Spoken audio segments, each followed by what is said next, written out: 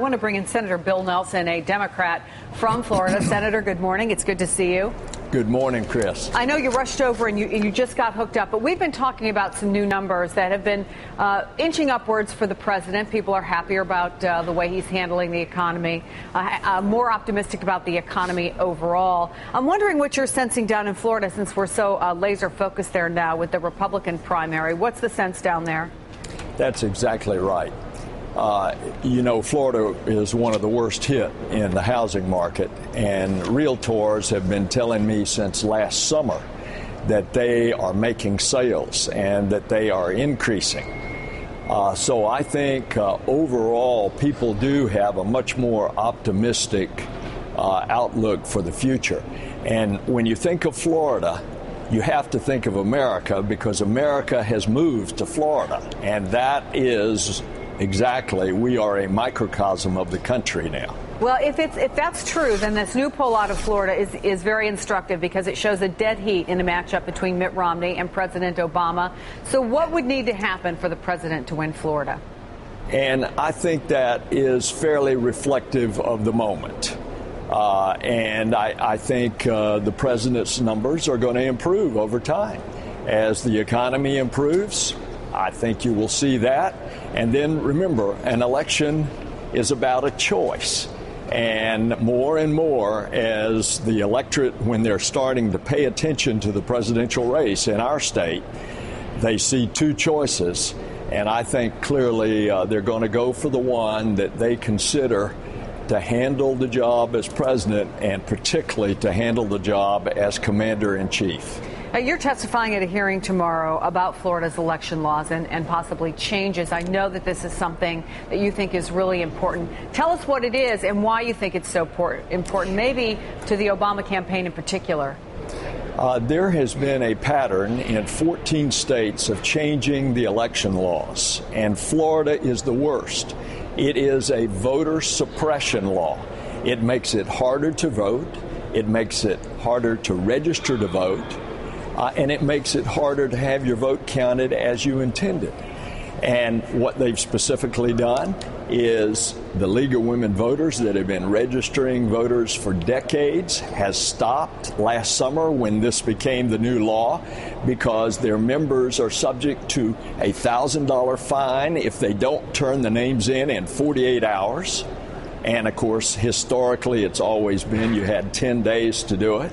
It cuts down on college kids from voting, because now when they register at their school, they have an identification that is their driver's license, that's their parents' address in a different county. They're not going to be able to get a regular ballot. They get a provisional ballot. And then with minorities, they have constricted to 8 days from 14 the early voting period, and it's cut out the voting on Sunday before the Tuesday election.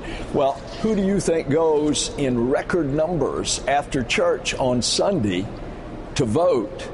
And who has in record numbers? It's minorities. Yeah, we're going to keep our eye on that hearing tomorrow, because that's interesting, especially given what happened in 2000. But speaking of voting, I'm sure you've heard, Senator, that Newt Gingrich has been talking about you on the campaign trail. Let me play a little clip.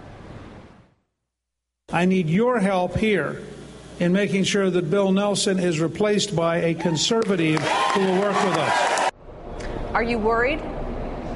I hadn't heard that, but I don't expect anything different in this partisan-charged atmosphere. And that's what's wrong with our politics in America today. It is so partisan. It is so ideologically driven, so that it's hard to build consensus in the middle, which is what my political life has always been about. Senator Bill Nelson, always good to see you. Thank you so much. Thank you, Chris. Guys, I don't think we're going to hear much of a consensus tonight. A big debate. And it's interesting because if you look at the polls, it does seem that Newt Gingrich is surging, as he did in South Carolina. However, Nate Silver did an interesting analysis where he said more recently it looks like Romney may be getting his mojo back. Look, this race has been up and down all over the place. What's going to happen tonight, Charles? What does Mitt Romney have to do? Well, Mitt Romney has to stop stumbling and fumbling around in these debates. He has to have an articulate message where he can attack Newt Gingrich and do so in a forceful way, in a way that summarizes what he wants, his attack on Newt, which is that Newt is not the person that you think Newt is. He's got this new debate coach, supposedly. Well, I hope he has a new debate coach. I mean, I can't turn this thing off. I swear to God, I tried to. But the other thing about what's happening in Florida, though, is that Mitt's money is making a difference. What you're seeing is that Florida is not a place where you can go and shake everyone's hand. You have to get on television, and Mitt has the money, his super PAC has the money, and they are making the difference and holding Newt off. I'm looking at the latest numbers because First Read has been doing this every day. I think we're at about $20 million, maybe something like 13 of it. I mean, not just right. Romney, but also obviously his super PAC. Right. It is making an enormous difference, and they're hitting. Newt has a history. $15.4 million. It's a very long, very complicated history of him going back and forth on all sorts of issues. I saw on MSNBC this morning the people talking about the National Review piece where they went through and looked at all of the times that Newt Gingrich had criticized President